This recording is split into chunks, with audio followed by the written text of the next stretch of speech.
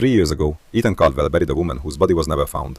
He signed the paperwork. He stood by the ocean. He let the world believe she was gone. And on a cold November night in Manhattan, the dead woman walked back into his life, wearing diamonds and a smile that did not belong to forgiveness. The skyline of Manhattan shimmered beneath the glass walls of Ethan Caldwell's penthouse office. 42 floors above the noise of taxis and sirens, he stood alone, staring at his reflection in the darkened window.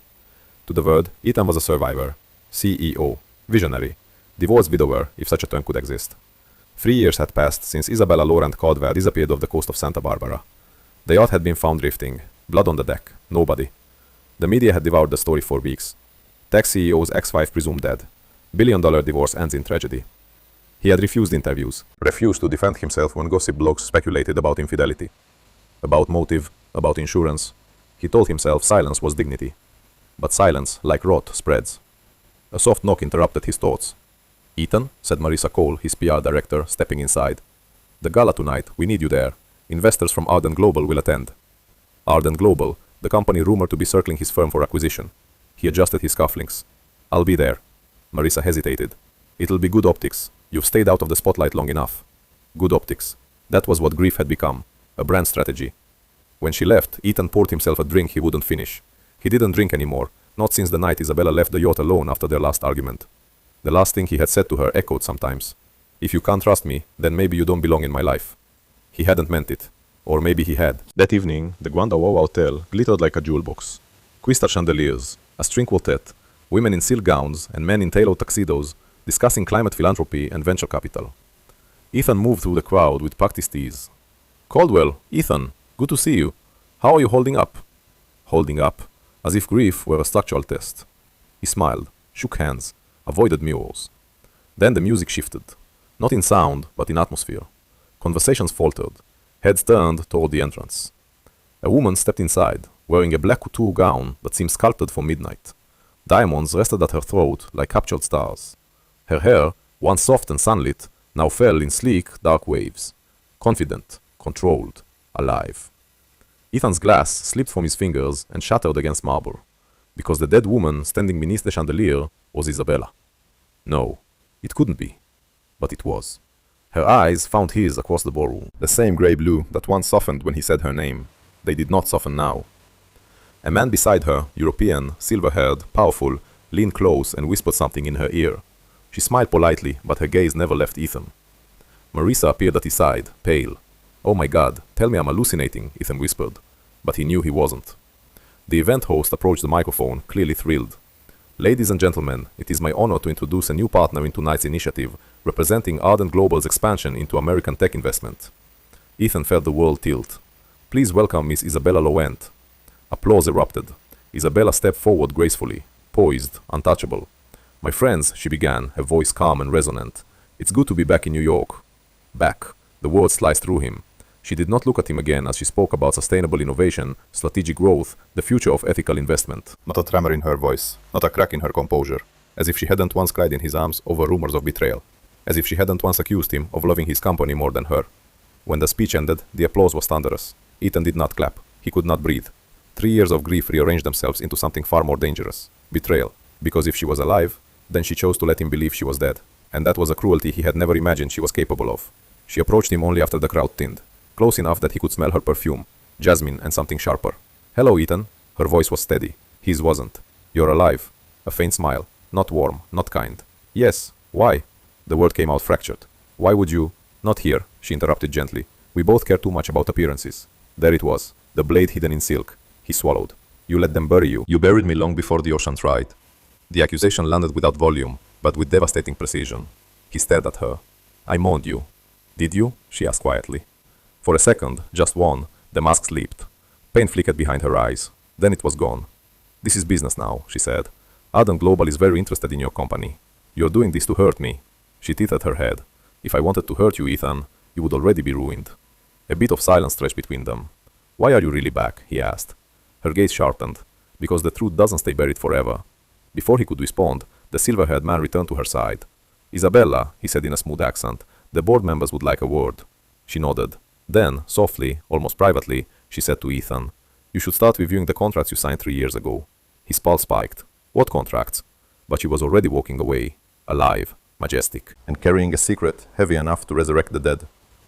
The ballroom of the Grand Aurora Hotel glittered like a carefully constructed illusion. Crystal chandeliers dripped light onto polished marble. Champagne shimmered in tall glasses. Influencers hovered near floral installations, angling their phones just right to capture philanthropy wrapped in luxury. On a massive LED screen behind the stage, the words Future Forward Initiative pulsed in sleek silver font.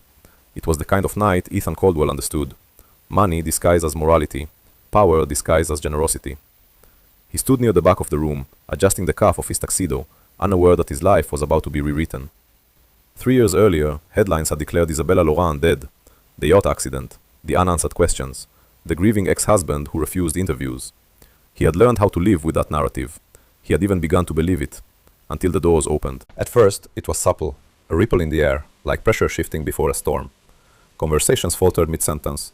Laughter clipped itself short. Heads turned. Then silence spread. She entered not like a ghost, but like royalty returning from exile.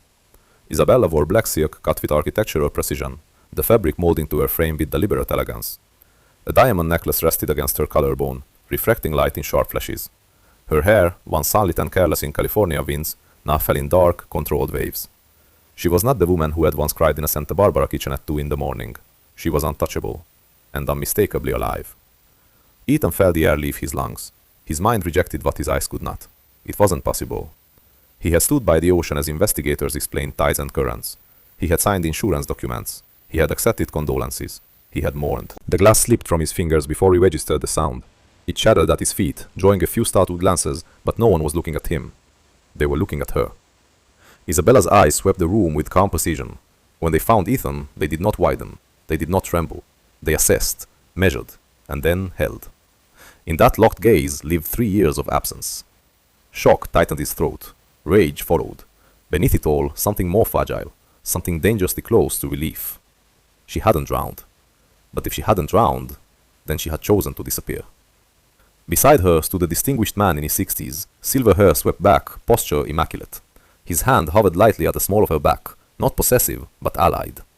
Ethan recognized him from financial news cycles. Victor Moreau, chairman of Ardent Global, the corporation currently negotiating a majority stake acquisition of Caldwell Technologies. The stage lights brightened. The event host, flushed with excitement, approached the microphone. Ladies and gentlemen, tonight we are honored to announce a strategic partnership that will redefine sustainable tech investment across North America. Ethan's pulse roared in his ears. This initiative is now backed by Ardent Global. Polite applause began. And representing Ardent Global's newest US expansion, please welcome Miss Isabella Laurent. The applause shifted from polite to electric. Isabella stepped forward. Not a stumble, not a hesitation. My friends, she began, her voice smooth, controlled, unmistakably hers. It's good to be back in New York. Back. The word hit Ethan like a blow. Back from where? Back from the dead? Her speech unfolded with strategic elegance. She spoke of long-term vision, ethical restructuring, corporate accountability. Her tone carried authority, someone who had survived something and chosen to weaponize the experience into strength. Ethan watched the investors nod approvingly. Phones recorded her. Social media feeds were already flooding. Hashtag Isabella Laurent. Hashtag Ardent Expansion. Hashtag Phoenix Returns. Phoenix. If they only knew. As she continued, Ethan noticed the subtle shifts. The board members from his own company leaning forward. The CFO whispering urgently to someone near the bar. Marissa, pale, typing furiously on her phone. Damage control had already begun. When Isabella finished, the applause was thunderous. Cameras flashed. She stepped down from the stage and was immediately surrounded. Ethan remained rooted in place. 3 years ago, their divorce had been venomous. Accusations had flown like knives. She had believed he was hiding something. Financial irregularities, secret meetings, unexplained transfers. He had believed she was paranoid. The night before the yacht accident, they had fought viciously. You signed something you didn't even read, she had accused. I trust my team, he had snapped. You trust everyone except me. And then she had walked out. Hours later, the yacht drifted empty. Now she stood 10 yards away, resurrected and aligned with the very corporation threatening to swallow his company whole. This was not coincidence. This was strategy. The crowd thinned just enough for her to move toward him. Each step was deliberate. Each click of her heels on marble sounded like a countdown. They stopped an arm's length apart. Hello, Ethan. 3 words, no tremor. His voice scraped when it came. You're alive. Yes. The simplicity of it nearly shattered him. You let me believe... He stopped himself, aware of eyes nearby. Cameras. Her gaze flicked briefly to the watching crowd. Not here. 3 years, Isabella. I'm aware. Something flickered. Guilt? Regret? It vanished quickly. You went to my memorial, he said quietly. Her jaw tightened. There wasn't a body. That didn't make it less real. Her eyes sharpened. Real? She repeated softly. You want to talk about what was real? The silence between them thickened. He lowered his voice. Why are you with Ardent? Because Ardent invests in companies that can survive the truth. A chill crept up his spine. What truth? She studied him for a long, unreadable moment. Tell me something, Ethan, she said. Do you remember the acquisition contracts you signed the week before the yacht trip? He frowned. Of course. Did you read the liability clauses? Is this some kind of game? Her lips curved slightly, not in amusement, but in control. I don't play games. Not anymore. Victor Moreau approached, offering Ethan a polite nod. Mr. Caldwell, I imagine this is unexpected. That's one word for it, Ethan replied tightly. Victor's smile was diplomatic. Miss Lorraine has been instrumental in our due diligence regarding Caldwell Technologies. Due diligence. Ethan's stomach dropped. Isabella met his gaze again. You should review those old contracts. What are you implying? That sometimes, she said softly, people sign away more than equity. The orchestra resumed playing, but Ethan barely heard it. Investors circled again. Laughter cautiously returned. The gala attempted to breathe normally, but nothing was normal anymore. Isabella stepped back beside Victor. Before turning away, she added in a voice only Ethan could hear. If I had truly wanted revenge, Ethan, tonight would look very different. Then she walked away, alive, radiant, untouchable, and aligned with the one entity powerful enough to dismantle everything he had built. Ethan stood alone in the middle of a room full of light, feeling the ground beneath his empire begin to crack. He had believed he survived her death. He was only now realizing he had survived nothing at all. The gala ended in a blur of camera flashes and strategic smiles. By midnight, social media had already crowned Isabella Laurent the story of the year. From tragedy to titan, the woman who rose from the sea. Comment sections speculated wildly. Some called it inspirational, others whispered conspiracy. Ethan ignored it all. He left the ballroom through a private exit, his mind racing faster than the city traffic below. Marissa had tried to stop him, warned him about optics, about headlines, about the importance of controlling the narrative. But this was no longer about narrative, this was about truth.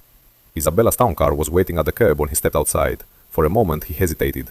3 years ago, the last time he had followed her, it had ended in flashing Coast Guard lights and the life split in two. The car door opened before he could second-guess himself. She stepped out instead of retreating inside. Of course she did. Isabella Laurent had never run from confrontation. She had disappeared strategically. Get in, she said quietly. He did.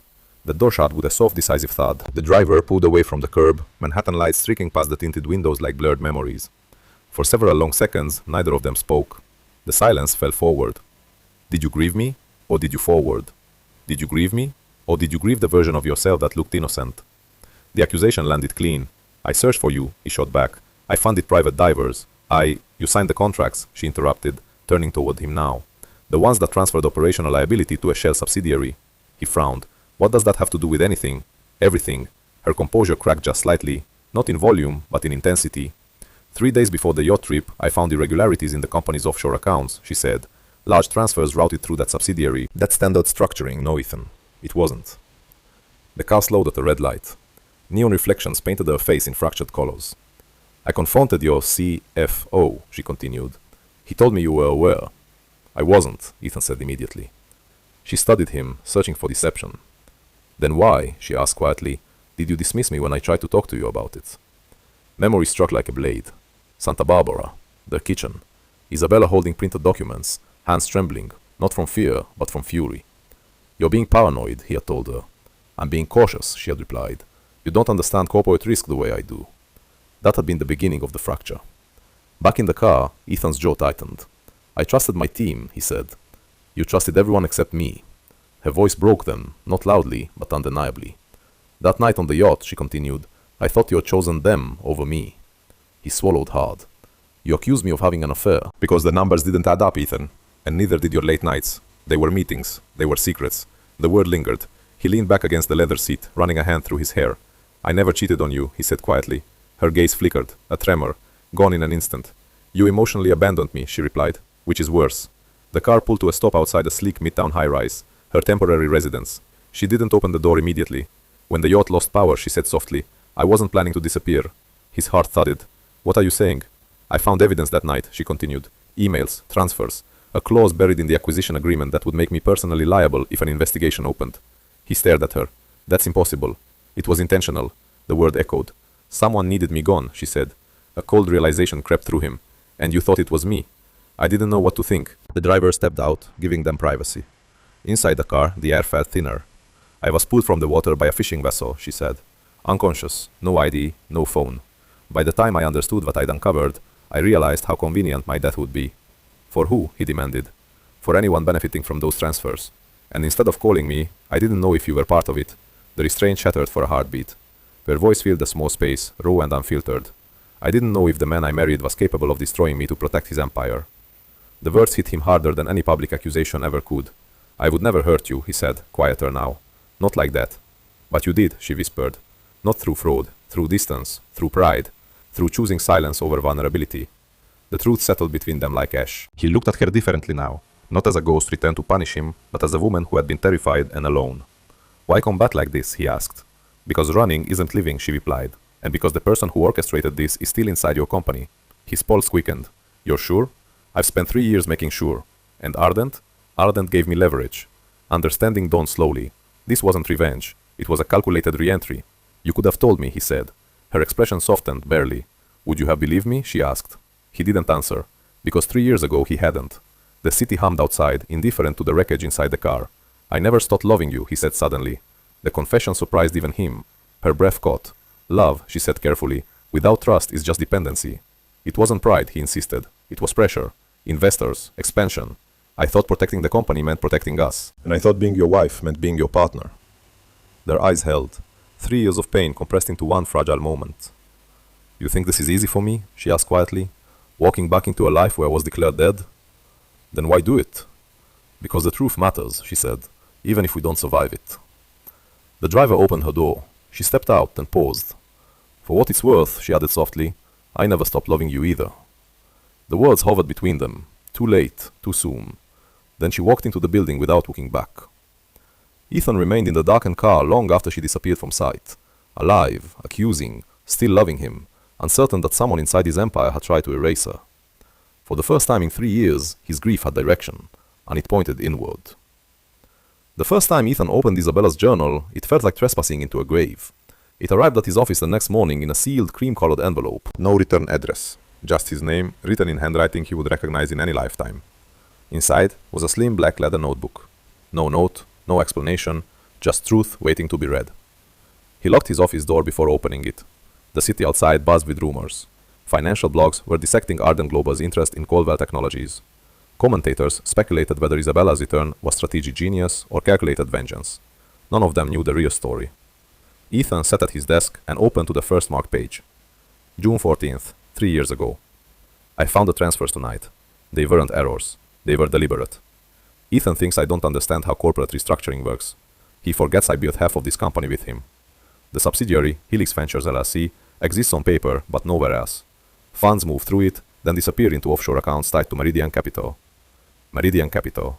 Ethan's stomach tightened. Meridian was run by Daniel Harper, his closest friend, his college roommate, his business partner since the beginning. He flipped the page.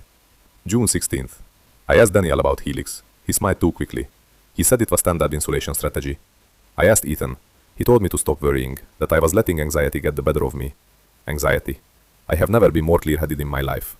Ethan's jaw clenched. He remembered that night.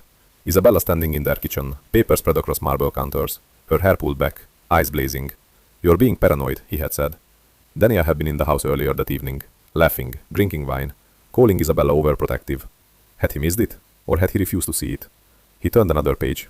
June 18th. There's a clause buried in the acquisition agreement Ethan signed last quarter. If regulatory review triggers investigation, liability shifts to executive oversight. My name is listed. Not Daniel's. Not Ethan's. Mine. The room felt smaller. Ethan opened the company server on his computer, pulling archived contracts. His heart pounded as he searched the old acquisition file. There it was. Section 14.3. Executive Oversight Responsibility. Signed digitally. His signature. And beneath it, Isabella's name listed as Compliance Authority. He had skimmed it. He remembered the night. Daniel reassuring him it was routine. We need someone detail-oriented in oversight. Isabella's perfect. He hadn't questioned it. He hadn't even told her. The journal continued. June 20th. The yacht. I confronted Ethan tonight. He looked at me like I was betraying him. I told him someone is siphoning funds and positioning me as the fall person. He said I was imagining enemies. Maybe I am, but if I'm right, then someone wants me legally destroyed. Ethan closed his eyes. He remembered the argument. He remembered saying, if you don't trust me, maybe you shouldn't be here. He had meant emotionally. But now he saw what she had heard. Maybe you shouldn't be here. The handwriting shifted on the next entry, slanted, uneven. June 21st, after the storm. The yacht lost power around 11:40 p.m. Ethan and I had barely spoken since dinner. I went on deck to clear my head. I checked my phone one last time. An email from an unknown address. Stop digging. The boat lights flickered. The rest is fragmented. Ethan's breath slowed, shallow. He forced himself to read on. June 24th. I woke up in a small coastal clinic in Baja California. A fishing crew pulled me from the water. They thought I was a tourist who fell overboard. When I borrowed the phone and searched my name, I was already dead. He leaned back in his chair. The room blurred for a moment. Dead. Declared missing, presumed drowned. And instead of correcting it, she had vanished. The next entries were written weeks later. July 12th. I contacted the forensic accountant through a secure channel. The transfers traced back to Meridian Capital. Daniel Harper. The name on paper felt different. Sharper. More dangerous. July 20th. If Ethan knows, then he chose Daniel over me. If he doesn't know, then he's dangerously blind. Either way, I cannot go back. Not until I know the truth. Ethan's chest tightened. She hadn't left out of cruelty. She had left out of fear. And doubt. Doubt in him. The final marked entry stopped him cold. August 3rd. Daniel visited the Santa Barbara office the day before the yacht trip. Security footage shows him accessing the electrical maintenance panel. The same panel that malfunctioned hours before I went overboard. Coincidence? I don't believe in coincidence anymore. The journal ended there. No dramatic flourish. No confession of hatred. Just quiet determination. Ethan stared at Daniel Harper's name glowing on his computer screen. They had built Caldwell Technologies together in a cramped Brooklyn apartment. Shared ramen, shared ambition. Daniel had toasted at Ethan and Isabella's wedding, called her the conscience of the company. If this was true, then Daniel hadn't just betrayed Isabella. He had positioned her as a scapegoat, and possibly sabotaged the yacht. Ethan's phone buzzed, a message from Daniel. We need to talk, urgently. The timing was almost poetic. Across the city, Isabella stood in a high-rise apartment, watching Manhattan traffic move like arteries of light. She knew Ethan was reading. She knew the past was unfolding in his hands. She did not know whether he would choose loyalty or truth this time. 3 years ago, she had believed he chose loyalty to Daniel. This time would define everything. Ethan closed the journal carefully. His reflection in the window looked different now, less certain, more dangerous. He picked up his phone and typed one message. Come to my office. Now. For the first time since Isabella's return, his grief had transformed into something else. Resolve. If Daniel Harper had engineered the fall, then the empire they built together was already rotten at its core. And Ethan would have to decide which mattered more, the company or the woman who had survived it. Daniel Harper arrived at Ethan's office with the confidence of a man who had never once been questioned. He didn't wait for permission to sit.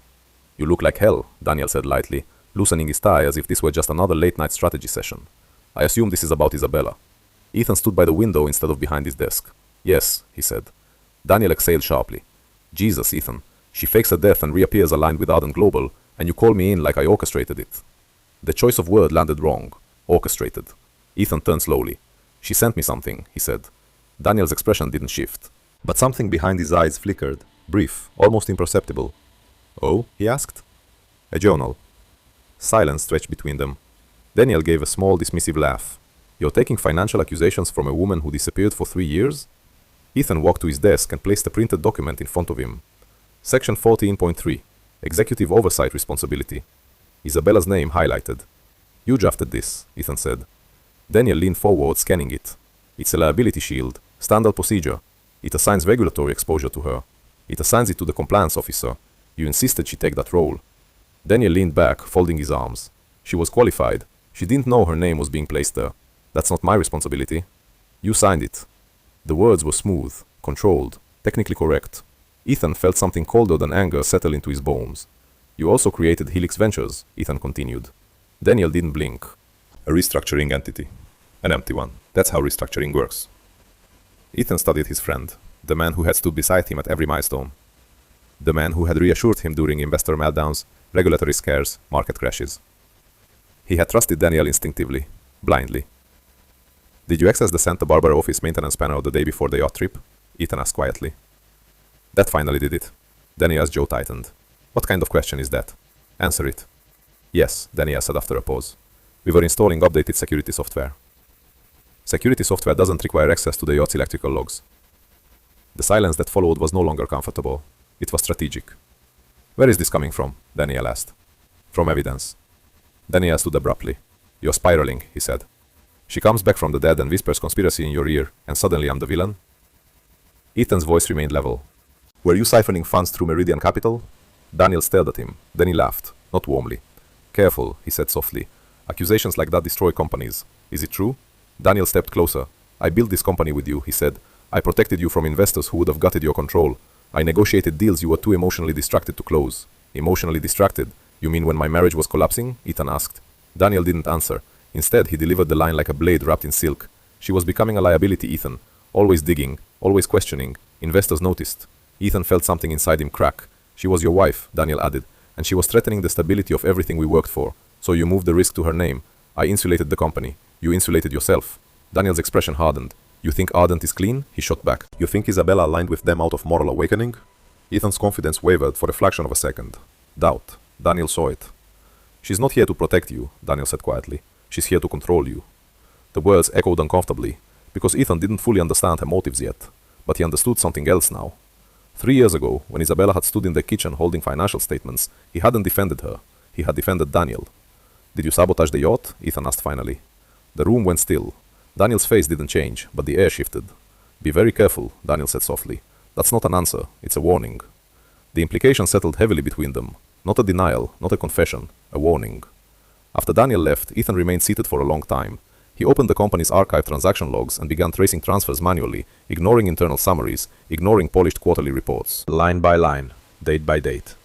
The deeper he dug, the clearer the pattern became.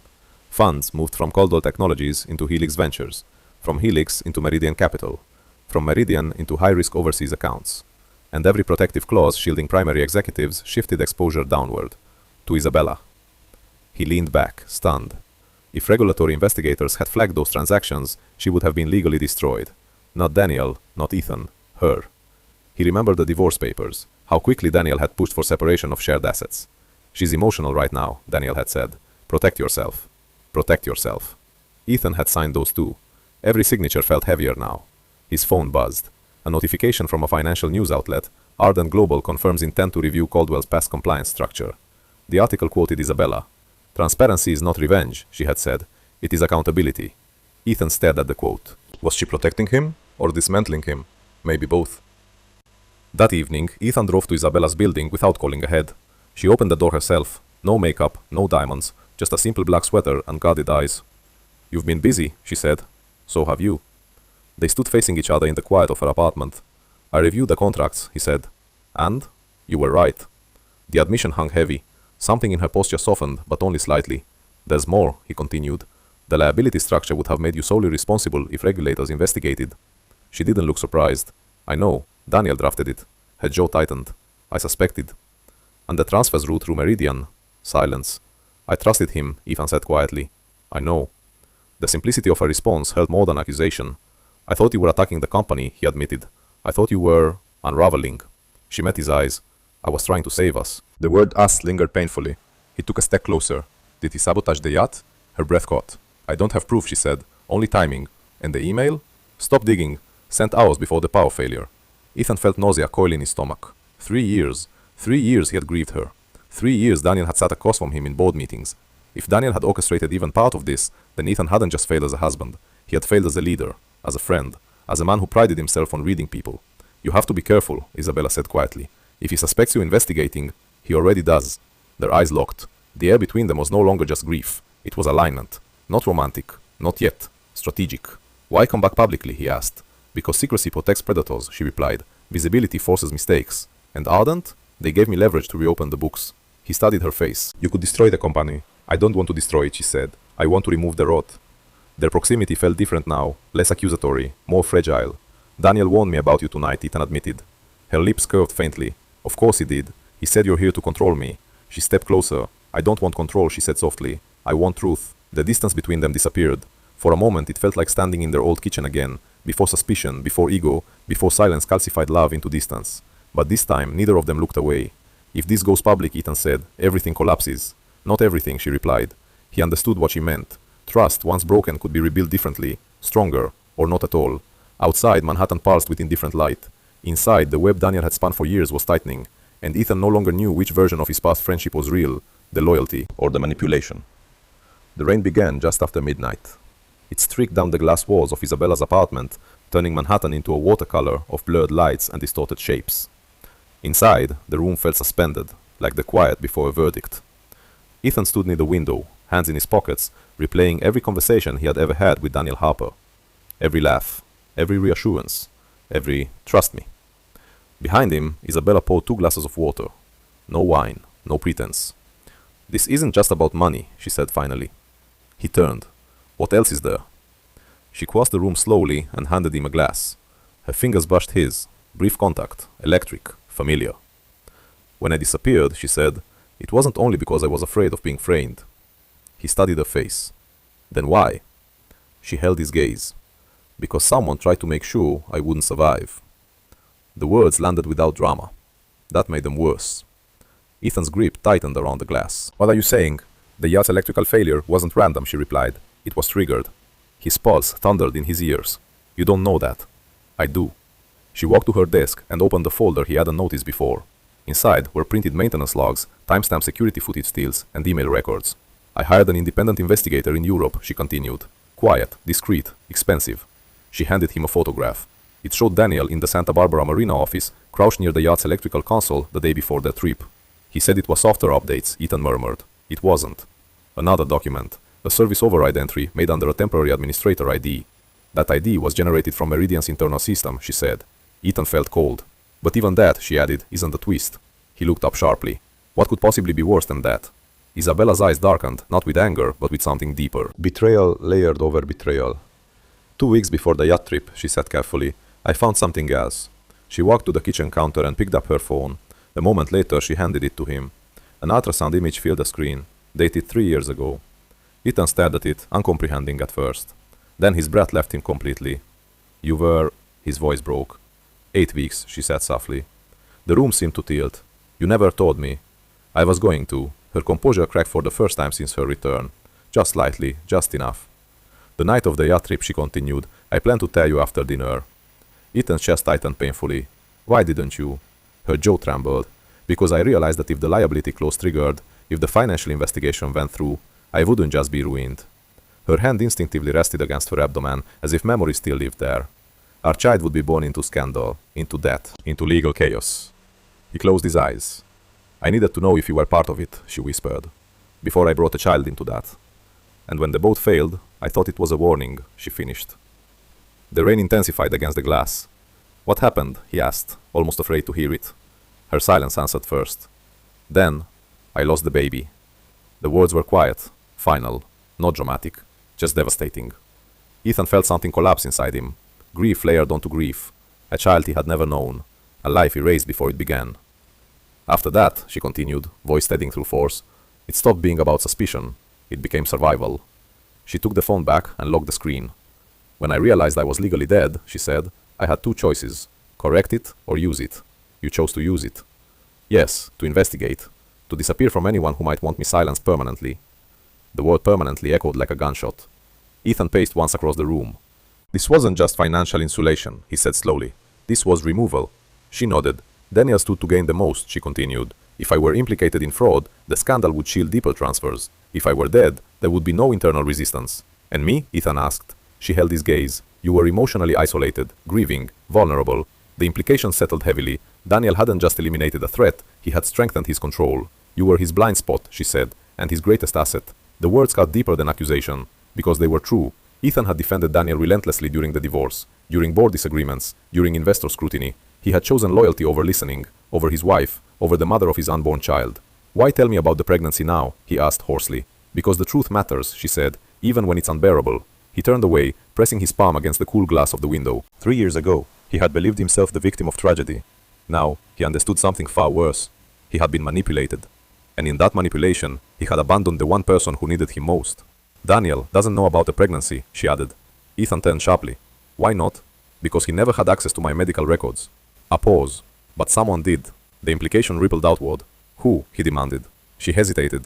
There was only one other person copied on the executive liability emails besides Daniel. He felt dread gather like storm clouds. "Who?" She met his eyes steadily. "Your chief legal counsel, Margaret Ellis."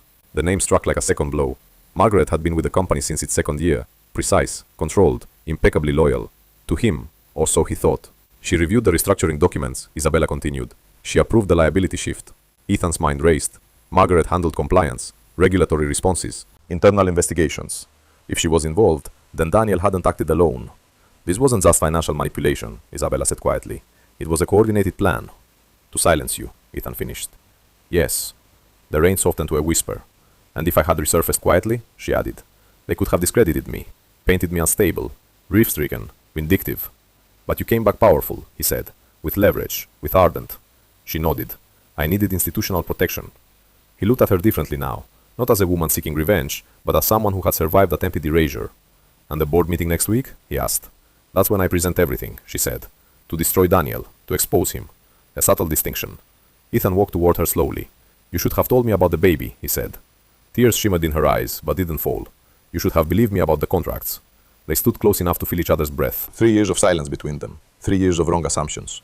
You think Daniel tried to kill you? Ethan said. I think someone inside your inner circle benefited from my absence, she replied.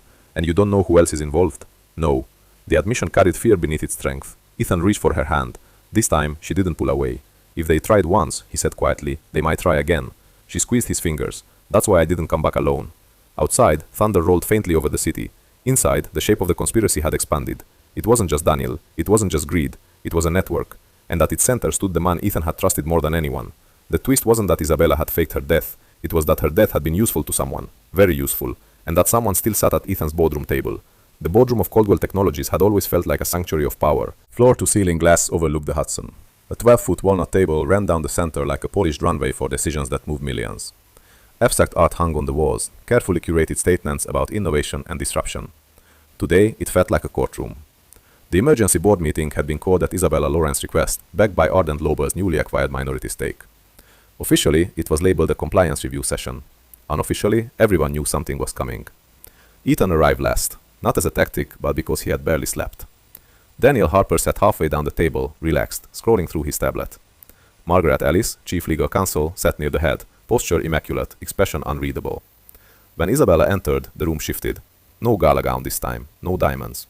She wore a tailored ivory suit, sharp, deliberate, unadorned. Her hair pulled back cleanly.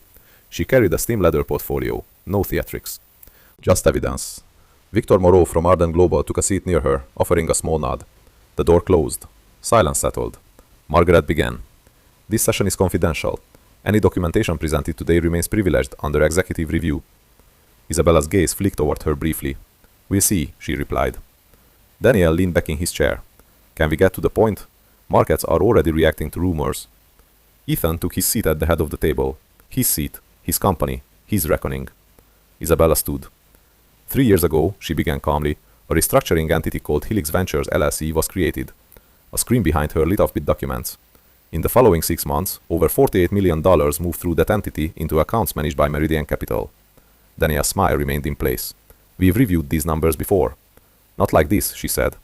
The next slide appeared, flowcharts mapping fund transfers into offshore holdings tied to private assets, properties, share foundations, luxury acquisitions, non-connected officially to Coldwell Technologies, but all connected to Meridian.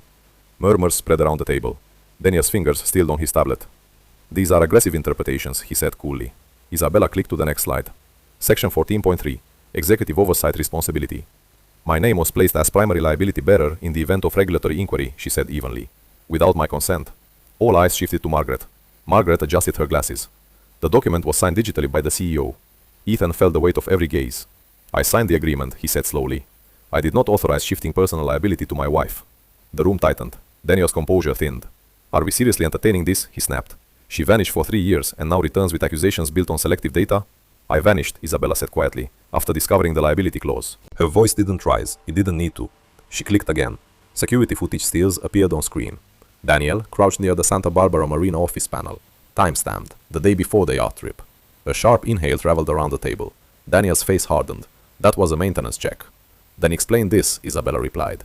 She displayed a system log showing manual override entries from Meridian's internal access server linked to the yacht's electrical control. The timestamp aligned with the night of the accident. Daniel stood abruptly. This is circumstantial.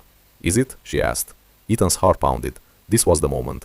If he shut this down, called it speculative, ordered a private investigation, stock prices would stabilize. Investors would feel reassured. The scandal could be contained internally.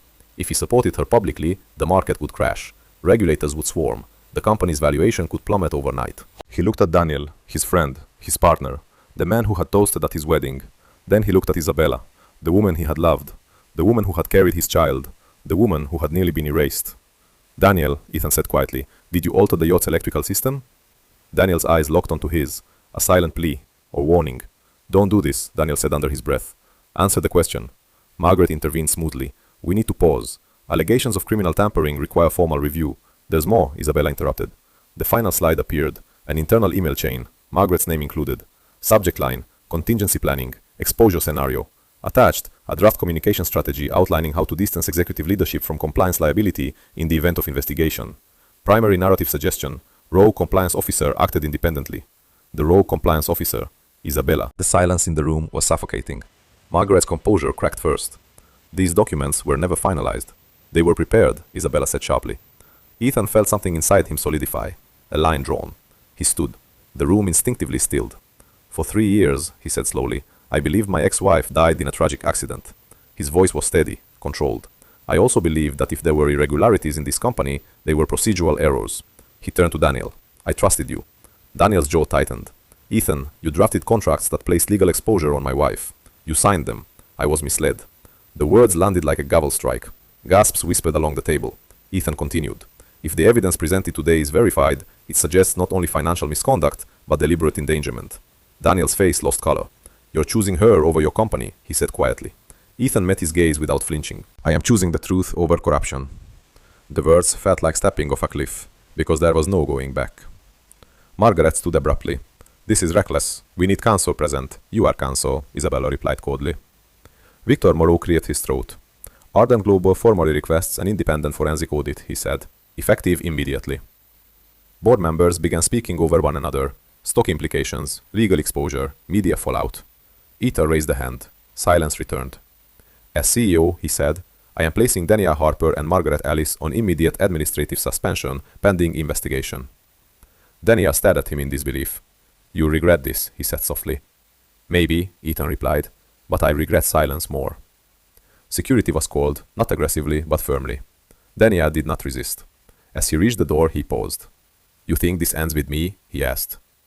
A subtle chill moved through the room. Then he left. Margaret followed, pale and tight-lipped. The door closed. The boardroom felt altered, exposed, fragile. Investors began discussing emergency restructuring. Legal teams were summoned, statements drafted. Ethan barely heard them. Across the table, Isabella stood very still. Not triumphant, not vindicated, just exhausted. He walked toward her slowly. You didn't have to do that publicly, she said. Yes, he replied. I did. Their eyes met. In front of the board, in front of investors, in front of power. He didn't reach for her hand, but he stood beside her, and everyone in the room understood what that meant. The company's stock began to dip before the meeting even adjourned. News alerts exploded across financial networks. Caldwell CEO suspends co-founder amid corruption allegations. Isabella Laurent's return triggers corporate crisis. But for the first time in 3 years, Ethan felt something steady beneath the collapse. Integrity. The empire might fracture, reputation might burn, but the silence that destroyed his marriage would not survive another day. As the room emptied, Isabella turned to him. This will cost you, she said quietly. He nodded. I know. The pause. And you stood anyway. He met her gaze. I should have done it 3 years ago. Outside the glass walls, Manhattan shimmered, indifferent to scandal, immune to heartbreak. Inside, the reckoning had begun. And this time, no one was walking away without consequence. The fallout came fast. Within 48 hours, Caldwell Technologies lost 12% of its market value. Financial analysts dissected every past acquisition. Regulatory agencies announced preliminary reviews. News anchors replayed footage of Isabella entering the boardroom, labeling her everything from corporate avenger to strategic mastermind. Danielle Harper issued a brief public denial before retreating behind legal counsel. Margaret Ellis resigned quietly. Power shifted, not with a single explosion, but with controlled demolition. And in the middle of it all, Ethan felt strangely calm. Not because the damage was small, but because it was finally honest. 3 nights after the boardroom reckoning, Ethan stood on the terrace of Isabella's apartment. The rain had cleared. Manhattan glittered again, as if scandal were just weather passing through. Inside, the television murmured financial commentary. They're calling you ruthless, he said. Isabella joined him outside, wrapping a light coat around her shoulders. They called me dead once, she replied. Ruthless is an improvement. He huffed a quiet breath, almost a laugh. Silence settled between them, but this time it wasn't sharp, it was reflective. The audit will take months, he said. Maybe years if criminal charges stick. She nodded. Daniel won't go down easily. He already hinted there are others. She looked at him carefully. Do you think there are? Yes. The honesty surprised them both. 3 years ago, he would have dismissed the possibility out of pride. Now he understood how ego blinds. I built an empire on trust, he continued, and I never verified it. You built it on ambition, she corrected gently. Trust was assumed. He studied her profile against the city lights. What did we build our marriage on? He asked. She didn't answer immediately. Finally she said, passion, chemistry, shared vision, and the belief that love would compensate for everything else. The words were not bitter, just factual. He leaned against the railing. I thought protecting the company meant protecting you, he said. I thought if I carried the pressure alone, you'd be safe. She looked at him fully now. You didn't carry it alone, she said softly. You shut me out. He swallowed. I know. 3 simple words. No defensiveness, no justification. I should have listened, he continued, instead of assuming you were emotional. I was emotional, she said. I was scared, and I mistook fear for instability. A faint sadness curved her mouth. I mistook your silence for guilt, she admitted. There it was, not just his failure, hers too. I should have told you about the pregnancy, she added quietly. Pain flickered across his face. I should have given you space too, he replied. The city wind lifted a strand of her hair. For a moment, they were not CEO and strategic investor, not scandal figures, just 2 people standing in the aftermath of what could have been. I kept replaying that night, she said softly, on the yacht. The argument. I wondered if I had pushed too hard. You didn't, he said immediately. I accuse you of betrayal. You felt betrayed. They held each other's gaze. This was the difference now. No rewriting, no defensive editing. Just truth. I loved you, he said. I still do. The words weren't dramatic. They were steady. She inhaled slowly. I love you too, she answered. Not past tense, present. But love, they both understood now, was not absolution. It isn't enough, she said gently. I know. The honesty didn't fracture them, it grounded them. 3 years ago, she continued, we let suspicion speak louder than vulnerability. And ego louder than apology, he added. She nodded. Do you think we can come back from that? He asked. The question wasn't desperate, it was careful. She considered it. I don't think we can go back, she said finally. Too much has happened. His chest tightened, but he didn't interrupt. But, she continued, we can decide what we build next. The distinction settled softly between them. Not restoration, reconstruction. We'd have to do it differently, she said. No secrets disguised as protection. No loyalty that ignores red flags. No silence, he agreed. And no choosing pride over partnership.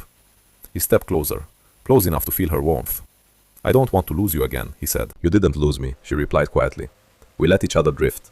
The city hummed below them, taxis, distant sirens, life continuing.